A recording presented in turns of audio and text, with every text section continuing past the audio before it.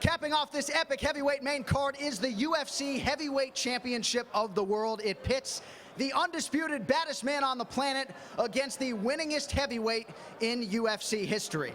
First up, the #1 contender for the UFC heavyweight title. He has taken out a who's who of heavyweights across several different UFC eras, turning back the likes of Tank Abbott, Tim Sylvia, Brock Lesnar, and most recently Minotauro Nogueira. In addition to amassing more wins than any UFC heavyweight, he looks to join Randy Couture and Muhammad Ali as a 3-time heavyweight champion of the world.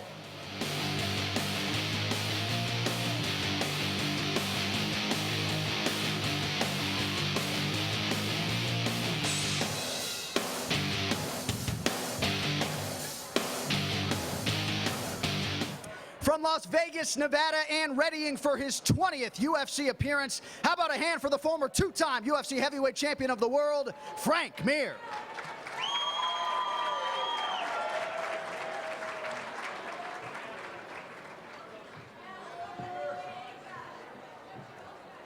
All right, now we bring out the most feared puncher in any combat sport worldwide. He has the best boxing skills in the division, perhaps in any UFC division. He is the owner of 5 UFC knockouts, has the highest output of power punches of anyone on the UFC roster, and is quickly becoming a national icon in his native Brazil.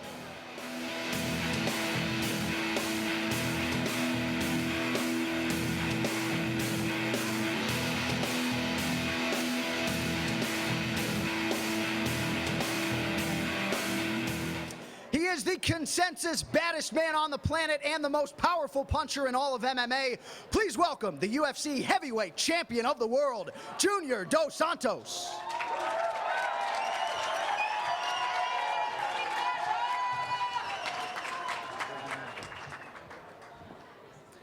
All right, we begin with the challenger. Frank, I guess first of all, I think we'd all like to wish you a happy 33rd birthday here as you celebrate today. All right, my first question sort of plays into the birthday. Once Tito Ortiz retires right here in Las Vegas at UFC 148, you will be the longest-serving veteran in the UFC. You made your debut all the way back on November 2nd, 2001. 19 fights, 2 world titles later. Here you are main eventing and fighting once again for the heavyweight title. How much of a role does all of that experience play into a fight of this magnitude? I mean, obviously, you know, familiarity increases comfort and it allows you to become more accustomed to something. And so, you know, the fact, the media and the exposure and all the things pretty much outside the octagon, I think having the experience gives me an advantage. But obviously, once they shut the cage door, then it's all the same. All right, well, as soon as Alistair Overeem was forced out of this fight, the campaign to get the title shot got underway in earnest for you. Certainly, you were the most deserving. The UFC felt that way, but you were definitely training for a different type of opponent in Cain Velasquez. Why were you so confident to step up, not just with the title on the line, but take on a decidedly different challenge here in Junior Dos Santos on short notice? Well, I felt that obviously Dos Santos would be having to go through the same changes that I had to as far as a change in opponent. I felt that preparing for Cain Velasquez, I was preparing for a very tough opponent with great cardio, so I was already kind of gearing towards the 5 rounds. Plus, when we started the camp, I told my trainer, because we were facing Cain, and also because of the opportunity that someone can get hurt in training, I wanted to be prepared to step up. And so those gave me reasons to be confident. As far as a different opponent, you know, obviously Dos Santos is the best boxer in the division, but Velasquez is a very good boxer also, so it wasn't like I was not boxing and not working on that aspect of my game.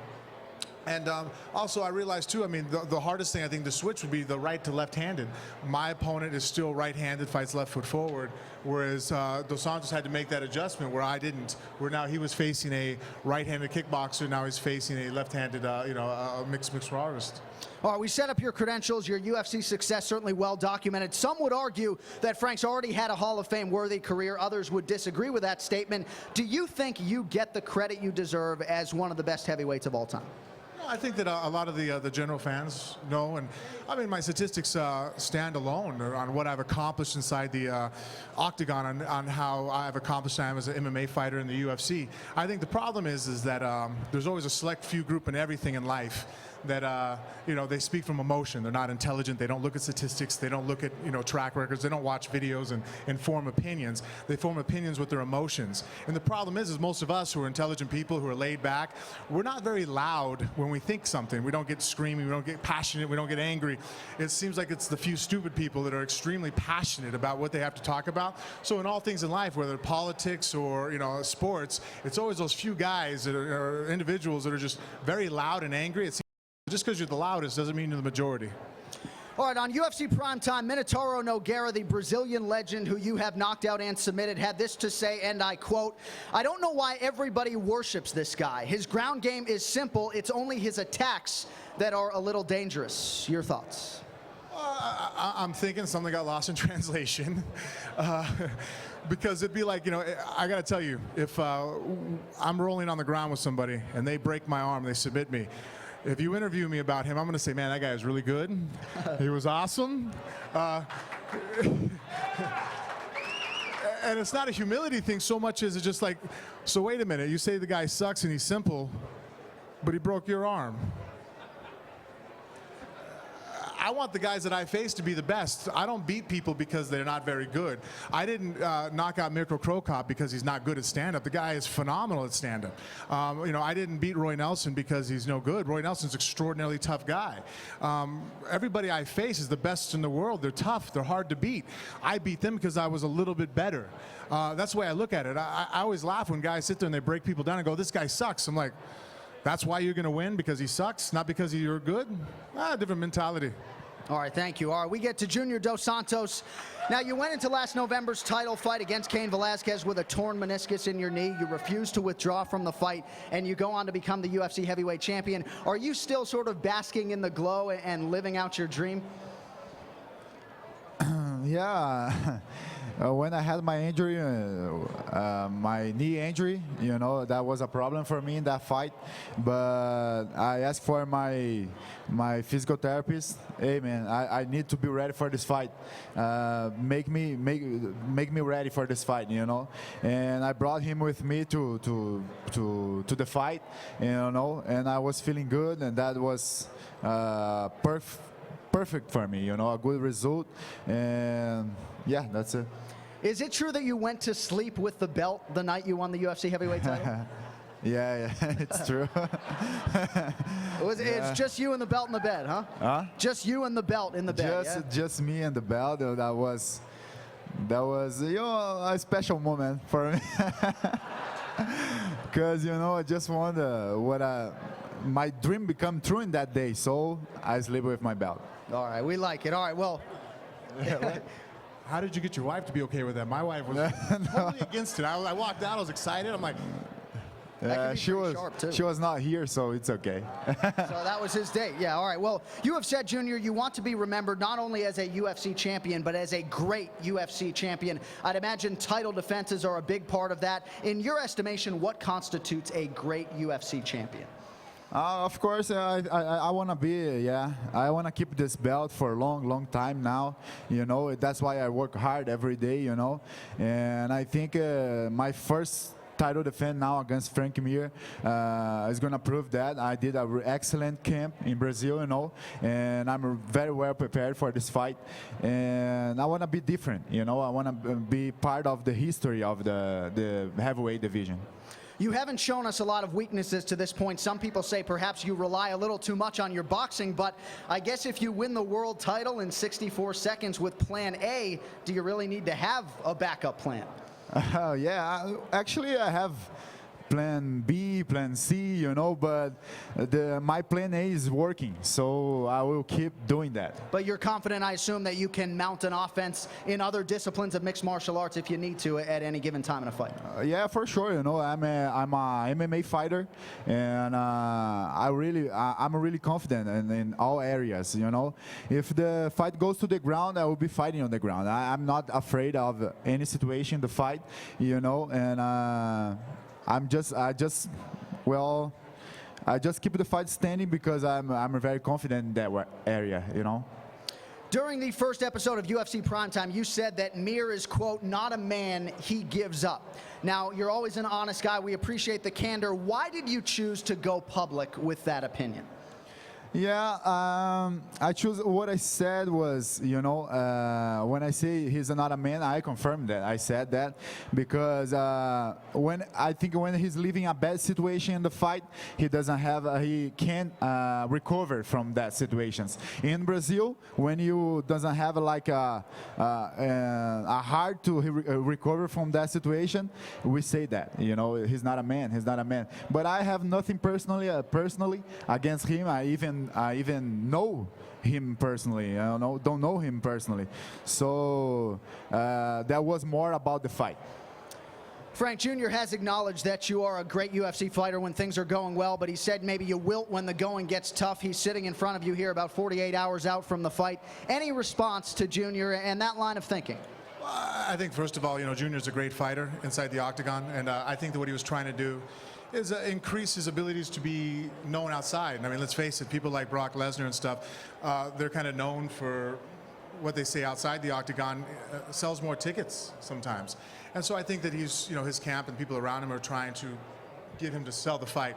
Let's face it, there's not a lot more he can do to improve inside the octagon.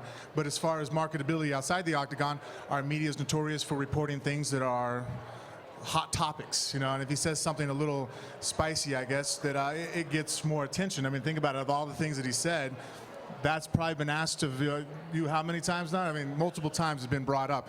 So it increases media. I didn't take it too personally because I know Dos Santos. I know the kind of person he is. I can see him. I mean, when you don't train to fight somebody and not know them as well as we know each other. And I have too much footage of me proving the otherwise. In the Nogueira fight, I didn't start off too hot, guys. I don't know if you failed to notice, but I wasn't faking that one. He caught me, and I came out and was able to be victorious. In the first Brock fight, I don't think I was winning on the scorecards up to the point I submitted him, guys. I got to be honest with you. I think that his hands were getting sore on my face, but I don't know if I was going to win that transition. You know what I mean? I was working on it. But I still pulled it off. And even in the second fight with Brock, you see that at first round, I looked pretty ugly when I got up. It was hurting, and I got up smiling. And was grinning, actually, and then I ran at him trying to knock him out. I even jumped in the air trying to get a knockout. And, superior size and strength and wrestling ability proved to be against me, not lack of fighting ability. But we do a pre-fight medical backstage before, so I'm thinking me and Junior will do it together. So when they're doing the hernia thing, we'll prove that I'm a man. Just glance over real quick. Junior, Frank has said that while retaining your belt is your main motivation, you are also seeking revenge because of what he did to Big Nog. How satisfying would it be for you to not only beat Mir, but to do so for Big Nog and everybody back in Brazil? Yeah, well, it's for sure it's not a revenge for me, My satisfied come from to defend my belt, and to keep living the good things that I'm living now, keep giving a better life for my family and keep getting those opportunities in my life, It's not a revenge for sure. It's an amazing sport, and that happened. We never know what's going to happen in the fight, And that time, Nogueira did a mistake, and he was able to capitalize that moment, And my objective in this fight is to put him in the bad moments and don't let him recover from that moment. All right, final question before we get to the media, and we do appreciate your patience. On UFC Primetime, the second episode, we were introduced to a 9-year-old boy in Brazil, and all he wanted was to be here to see your first title defense against Frank Mir, and lo and behold, sitting here in the first row, you made it happen. Oh, yeah. Breno is right there. Yeah, he's a very funny kid, and he would love to be here watching one of my fights, and then we made that happen. Yeah, he's funny. So I'm really happy to get him here, to see, look, this kid, very happy, and his family too. So it's part of my strength for sure. He's a part of our team there in Brazil. Every day he's in the gym training with us. So it's good to get him here. And an aspiring mixed martial artist. Very good to have all of you here today and for the fight festivities this weekend. All right, now we welcome questions from the media on the floor. Please raise your hand. We will bring you a microphone. Also, if you'd be so kind as to please stand up when probing the fighters. Frank, you talked yesterday and again today about already being in good conditioning. You talked about training to fight Cain Velasquez. You felt that would kind of be like the equivalent of a 5-round fight given his cardio.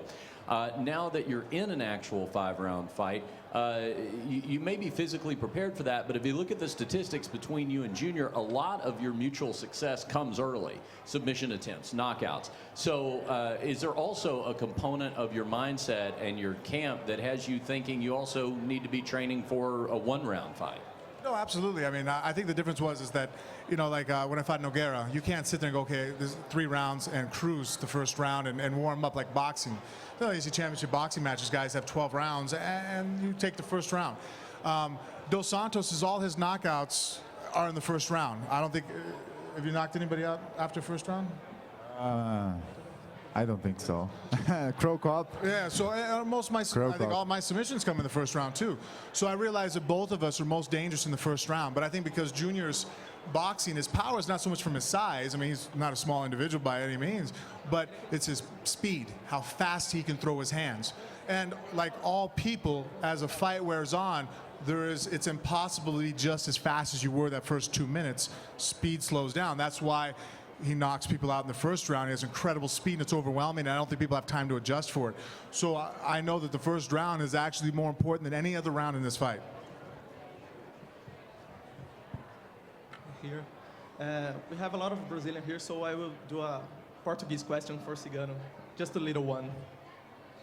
Cigano, quando você entrou aqui, você foi com certeza o lutador que mais foi aplaudido, teve mais... o público reagiu melhor.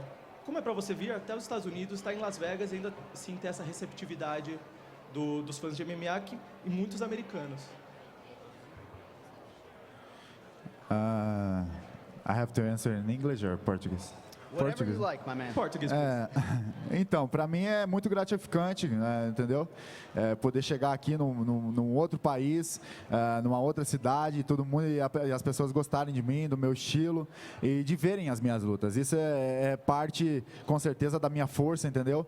Eu gosto de receber as energias positivas que as pessoas que torcem por mim me dão e mandam para mim e com certeza isso me deixa muito feliz, poder chegar num lugar desse e ser aplaudido e a galera gostar de me ver aqui. Então para mim é muito gratificante. Can you give that to us in English, please, as well? Thank you. Wow. I know, heavy lifting He for the said, champ. he asked because the crowd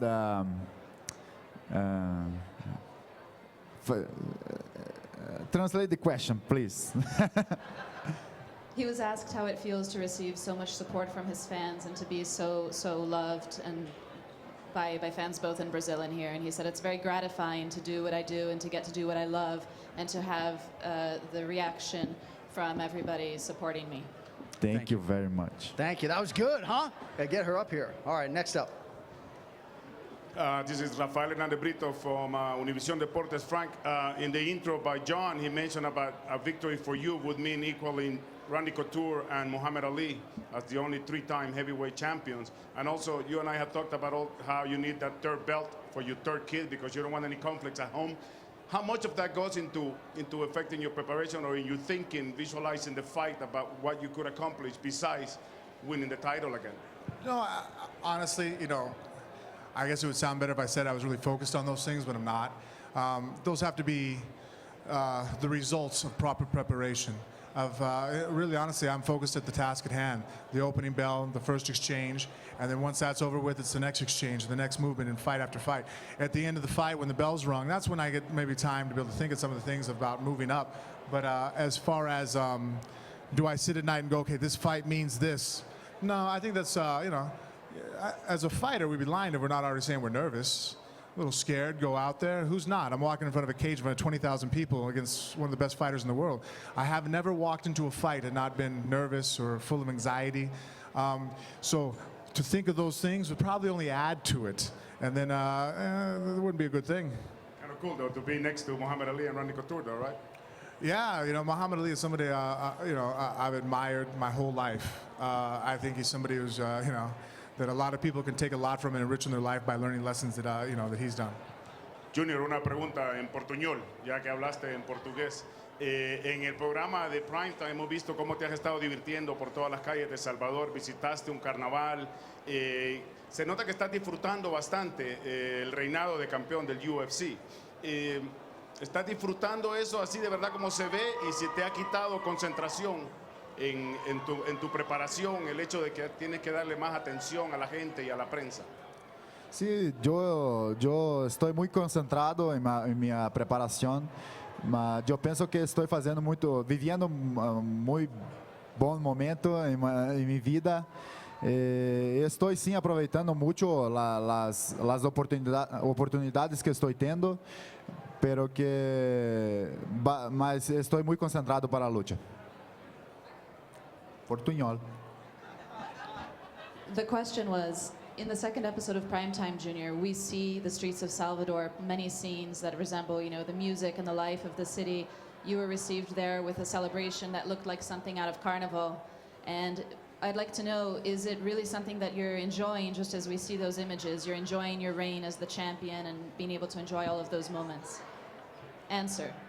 Yes, it's pretty much what you saw in those images. I'm living a very good moment, and it's wonderful to have all of those celebrations and people around me celebrating my victory with me and celebrating my reign as the champion. Thank you. This is Marcus Square with Studio MMA and MMA H.E.A.T. And first question for Junior Dos Santos. For your last fight, you had some problems with your knee. Is the knee completely healed up? Did you have surgery on it at all? Yeah, I forgot about the knee, so it's 100%. And to both of you, some people feel that 10 out of 10 fights standing up, Junior Dos Santos will win. 10 out of 10 fights, Frank Mir will win on the ground. To both of you, what do you think of that? There are no absolutes in life. No, I think saying that, again, that's an intelligent observation if you say that off of track record, he has more knockouts than I do. I only have one, and then to say that I have more submissions, Junior doesn't have any submissions of yet. Obviously, I'm better in that area than he is. So, I mean, it's one of those things, it's kind of, I guess, no shit. Essa pergunta é tanto para o Frank quanto para o Júnior. 10 em cada... Se as pessoas dizem que 10 em cada 10 lutas em pé, o Júnior venceria. 10 em cada 10 lutas no chão, o Frank venceria. Eu gostaria de saber o que vocês têm a dizer a respeito disso. What I have to say? What I have to say? I think, Frank Mir is a submission artist. I have to respect that for sure. And I will, but I'm very confident with my hands. And I really believe I can knock him out. I have to keep it's very important for me to be confident with myself. When I believe in something, I can make that happen. So I really believe I can knock him out. So I will try to do that, I don't care if I'm if he's better on the ground and I'm better in the standing. It's MMA. You never know. You never know what's gonna happen. But my objective is to win this fight by knockout. I think that's Portuguese for no shit too. Gary Alexander with Fighters Only magazine. I have a question for Junior as well as Frank.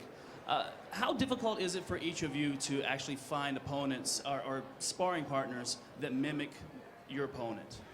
Well, in Brazil, we have a lot of good jiu-jitsu guys, so that was not too hard for me to find some guys like him, And I used to train with good southpaw guys too, So I did a really good camp in Brazil. I think the best camp I ever did, and I'm feeling very well prepared. I think it's kind of funny because he has to prepare for a jiu-jitsu guy. He's training in Brazil. I don't think it was that hard to find jiu-jitsu guys. And you know what? I don't know if this is common knowledge, but in America, we're pretty good at boxing. There's a lot of good boxers around, you believe it or not. I mean, I think we have more world champions in boxing than Brazil does. Yeah, we do. Amazing. Hi, Lon Padut, Energy Sport Israel. Question for both of you. We usually see a lot of physical preparation in the countdowns and primetime shows. If you can talk a little bit about the mental preparation, is there a special technique that you guys use? You meditate, visualizing stuff, guided visualization. Is there anything that you do? I'm sure you do it. I was wondering what. So if you can elaborate on that. My mental preparation is like I said, I try to be confident with myself, you know, to be very positive with how's gonna be the fight for me. You know, I wanna bring him to my strategy, you know, and try to capitalize good moments in the fight, you know. So and I have my coach Doria. He's my coach, but when he starts to talk with me and to say how's gonna be the fight for me, well, I feel very good, you know. I feel, wow, I'm gonna destroy this guy. So it's good to get him on my side. I have 3 kids and a stepchild, and I have a very strong-willed, to put it politely, wife. So I'm kind of always mentally prepared. I'm always knowing how to deal with chaos and relax, and I go to a little cave with the penguin and chill out all the time. Heidi Fang with MMA Fight Corner. The first question is for Frank. Do you feel at all that your striking is being underestimated going into this fight? A little bit, but I mean, that's from media, and I realize too that everybody just looks at your last performance. Nogueira caught me with a really good right hand. I got hurt and, you know, I was able to come off of that, but now it's like all of a sudden, like the fact that I knocked Chet Congo down, that I beat Anthony Hardunk, who's a K1 fighter, the fact that I went almost a full 3 rounds with Mirko Krokop and went to the ground 0 times and was winning all the scorecards before I knocked him out. All that seemed to went out the window again, and everybody just, again, people speak from emotion. They just think, oh, and they have an image and they make an opinion off of it. No, I mean, obviously, compared to the credentials that what Junior's done, you know, is he the better boxer? How could I argue otherwise? You know, I have, I think, the 1 knockout and then TKOs on the ground. Well, I guess, I don't know if Nogueira was considered a knockout or a TKO, but so 2 knockouts. He has, I think, 5. So how could you say that he obviously is more proficient there? Just like when his jiu-jitsu coach said that he was better at jiu-jitsu, it's like, well, he may well be. But to make that claim is very hard because I have, I think, 8 submissions now in the UFC. Dos Santos has none. And so when people make things up, I just always just look at stats. I read things. I mean, when I prepare for a fight, I have to prepare logically. How many times did he throw a jab in the first minute? How many times did he do this? What did he do here? And so because I have to look at it because my face is on the line, I have to approach it from a very scientific point of view. I guess when people make outlandish statements or, oh, this sucks, I'm like, really? I'm the 3rd highest, you know, percentage of striking of any of the heavyweights that have ever fought in the UFC is me. That means that there's a lot of guys that suck real bad if they're all behind me. All right, one final question from the media, please. Frank, I wanted to ask you, you have been considered as the best jiu-jitsu fighter on the heavyweight division. You are being not a Brazilian. Who has had more influence on your jiu-jitsu so you have come to this level? You know, honestly, I mean, as far as influence, I mean, obviously I've had great coaches. You know, Ricardo Perez and Sergio Pena, who I think is very famous in Brazil, was who gave me my black belts. You know, I train now with Robert Drysdale, who's a Mundial and an Abu Dhabi champion. Ricky Lindell is also somebody I've traveled with grappling. But as far as inspirational figures that I look at and I watch, Nogueira is actually somebody that I studied. When I watched him fight Heath Herring, I think in 2001 when they fought for the first Pride belt, I wanted to be like Nogueira. I'm like, look, here's a heavyweight that can fight off his back and do submissions and movements. Somebody I watch now still to this day is Fabricio Verdum. Very long, tall heavyweight that, you know, is able to do stuff off his back. Who I think, it's funny when people ask me if I'm the best jiu-jitsu guy in MMA, I don't agree with them. I think Verdum is much better than I am in jiu-jitsu. And if we were to have a match together, I'd hope to make it kickboxing. Okay, thank you. All right, thank you very much. We are going to get to your questions on Twitter now due to time constraints. We will only get to 2 of them. The hashtag is UFC Presser. First for Frank Mir from ESPN UK's Ben Blackmore. Frank, should the Brits be in your corner due to your close association with Dan Hardy? I don't know. I assume so. I mean, Dan Hardy's a great guy. I think he's somebody that's really helped push me in this training camp a lot. I think I make no bones about the fact that I hate to run. I used to tell people I'd rather get beaten down by dudes with baseball bats than hit the road.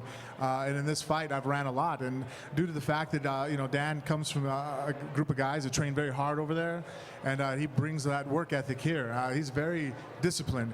There was never one time that I drove out to go run that he wasn't already there waiting for me, regardless of the fact I wished he wasn't sometimes. All right, and this one for JDS from Scott Sowitz from Fox. He wants to know if you've thought about boxing for Brazil in the 2016 Olympic Games in Rio. No. I'm very happy now, you know. I think MMA is the most effective sport in the world, and we have to be 100% focused on this sport, you know. Of course, I love boxing. I love to watch boxing. One day, I wanna get a boxing fight, but no, I'm not thinking about that. Yeah, right now the UFC is keeping you pretty busy. All right, that is going to do it from here. In 2 days' time, 10 of the best heavyweights in the world will collide in the octagon. It all leads up to the UFC Heavyweight Championship of the world between Frank Mir and Junior Dos Santos. A reminder, the biggest pay-per-view of the year begins this Saturday, 10 p.m. Eastern, 7 p.m. Pacific. We appreciate you all being here, and those of you tuning in. The fighters will now come back up here, all 10 heavyweights, and square off for some photo opportunities. Thank you all very much.